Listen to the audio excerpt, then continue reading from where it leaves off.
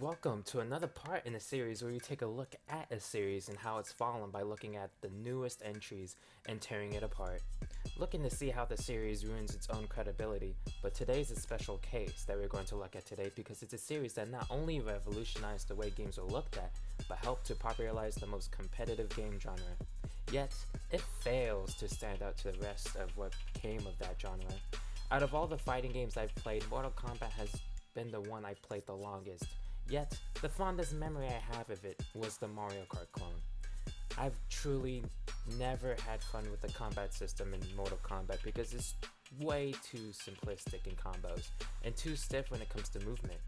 But this is not what the video is going to be about. Although you may want me to explain why my opinions on the whole Mortal Kombat series is brash, I'll let Danshay explain later in the video, but this part is going to be about how the newest game in the series lacks in comparison to the last one.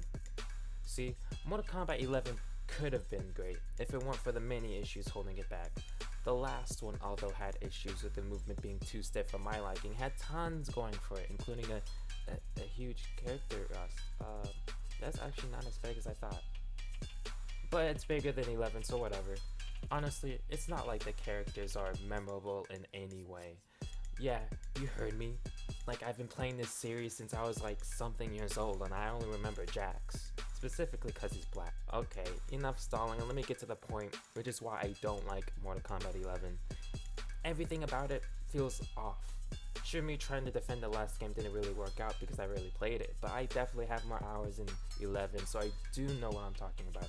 And even if I didn't, it doesn't take someone who lives off of it to know that all the systems in Mortal Kombat 11 suck. A lot. The microtransactions are bad enough to destroy it on its own, but let me explain how bad that system really is. Trying to earn currency for the crypt is very grindy for a fighting game, and you have to be online in order to actually get it, which is just plain dumb. The campaign is mind-boggling stupid, as usual, until it gets way worse when they try to add time travel or something with wormholes. It's really stupid, I'm not gonna go too much into it, but know that the final fight is the absolute worst and just ruins the whole experience all because of that difficulty curve. I get it, it's the final fight, but not only did you make the whole campaign feel incredibly easy no matter what difficulty, but you make the game over screen in the final boss encounter an unskippable cutscene. I mean, who does that? The crypt looks awful, but that's maybe because I played the Switch version for some reason. It's also randomized, keep that in mind. The game overall isn't bad because there are improvements, including the gameplay, but compared to all these other fighting games like Super Smash Bros, Street Fighter, Fatal Fury, BlazBlue, Tekken, Darkstalkers, Marvel vs. Capcom, Anime OZ Fighter Game 1000, Injustice, Skullgirls, Soul Calibur, Pokemon, Under Night In-Birth, Melty Blood, Persona 4 Arena Ultimax, Tetsudo vs. Capcom, heck, even Sonic the Fighter. I have no reason to play this, because it just bores me with its simplistic style. I mean, think about it for 1 second. What makes this series special? Once again, I mentioned all these other games that feel unique and stand out in some kind of way because of the different styles and gimmicks, but what does Mortal Kombat have? Fatalities? Which not only gave the developers PTSD, but can't even be used in competitive. What's the point of this series? Honestly, when this is the face of the competitive scene over there, then I'ma just head out. But don't take my word for it. So I've had many problems with the games, and my first Mortal Kombat game was Deception, and I've had many problems with the series since then, and these problems have been so big that I don't really consider Mortal Kombat as a series to be good. It's fine if you like them, it's just, for me, I don't think they're very good at all compared to these other games that's been out for a while. So the problem I've had with the game as a whole, and every game in the series, is just gameplay is just way too stiff, and the way characters move around just feels so jank and heavy, and the way they fight is just so ridiculous. Like, these are supposed to be trained martial artists, monks, and ninjas, and yet they fight like they've never trained a day in their life. The animations reflect this, and they look terrible. All of them look terrible when they fight. So, since they removed variations from Mortal Kombat X, they basically made it to where characters have a limited moveset now. And my favorite character, Sub-Zero, and the only character I like in the whole series, he's pretty much made boring now because he just uses ice axes and not much else. And it's very boring to just play as him now. So I pretty much have no one else in this game. So this is something that not much people talk about with Mortal Kombat, but the soundtrack is forgettable. Like, I forget it's even there half the time. If I was held at gunpoint and someone told me to name a song for Mortal Kombat, they just have to kill me, because I couldn't. But I think the thing I don't like the most about the gameplay of Mortal Kombat in general is just the fact that gore really means nothing in the fights. Because since Mortal Kombat 9 introduced X-rays, I was thinking, you know, characters' ribs and their legs and their arms get broken, maybe they'll start, like, limping during a fight, or, like, bleeding out during a fight. That doesn't really happen. Getting your ribs cracked in a fight doesn't mean anything. It just means you take more damage, and I mean, that's typical fighting game stuff.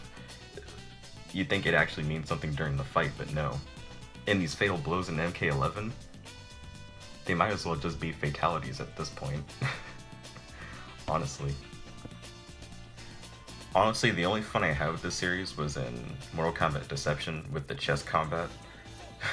Honestly, that was the only fun I actually had with the series, was just some throwaway mode that was introduced in one game.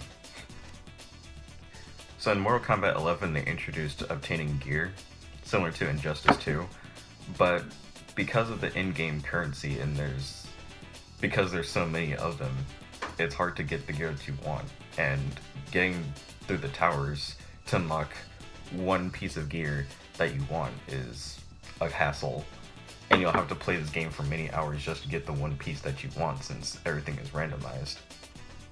And speaking of randomized, the crypt is also randomized for some reason. Even though they still bothered to put coordinates in, even though it doesn't even matter. So what are the coordinates there for if everything is not the same every time you play? Is it just to see Ermac die again over and over? And once again, because they want you to play this game for hours and hours, I think the only reason they make you die in the crypt is because just to keep you playing. There's no extra lives in the crypt, or you don't lose currency when you die. It just drops you back off like nothing happened. So they just want you to keep playing. But I think the real reason why the series as a whole never caught my interest was just because the characters are so boring and they hardly express themselves at all in the actual fights. And there's just no key personality that defines anyone in this game. If they're not Johnny Cage, then they don't really have a personality to speak of.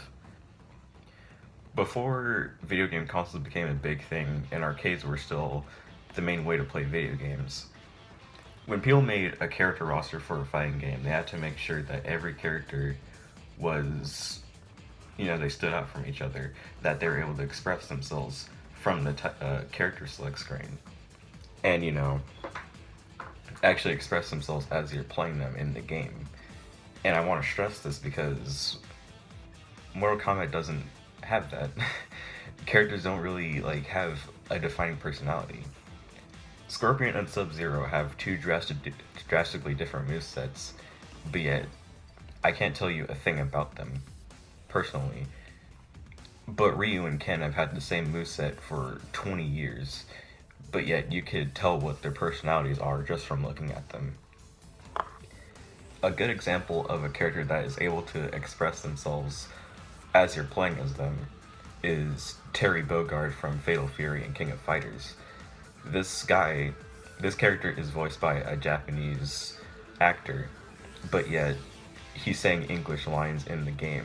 So instead of saying Power Geyser, instead he pronounces it Power Geyser! Like, you remember stuff like that. And he has other English voice lines that are also hilarious to listen to, but you remember them. You memorize it. And that's what makes him memorable, is that he looks cool, he fights cool, and his voice lines, you remember them just because of how ridiculous they are. And probably the best example I could give you is pretty much any character from Smash Brothers. Like, characters like Captain Falcon can become memes. Voice lines like, "You're too slow," and "I fight for my friends." Fox from Melee has a lot of funny voice lines from that game. And I can't tell you how many times I've heard Neff say PK Fire in just one match alone. I dare you, I double dare you, motherfuckers! But my main point about all of this is that Mortal Kombat doesn't have anything that you remember. The only thing you remember from these games is just the way people die. Okay? Like, nothing else sticks out to you. Nothing else catches you. Nothing else, you know, reaches you like all these other fighting games do. There's no memorable music, no memorable character lines, except for "Get over here." Get the fuck over here, bitch! That's it. There's nothing. If this game didn't have gore, this would just be a more boring Killer Instinct. And honestly, I think that game is more appealing too. And I haven't even played Killer Instinct.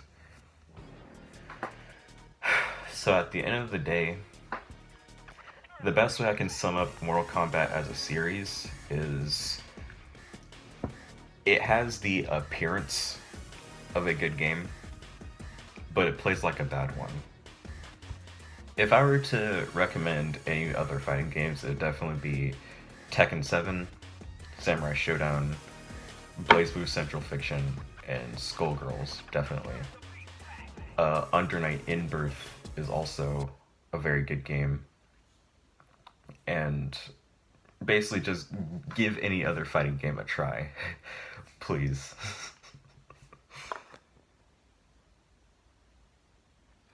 But you want to know why Mortal Kombat 11 really failed? You didn't have Platinum the Trinity, my nigga.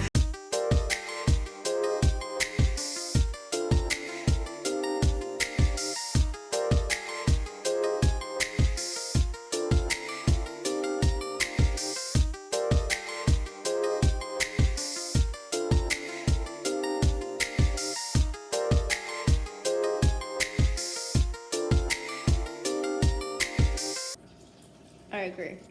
Yeah, ditto to whatever they said, yeah.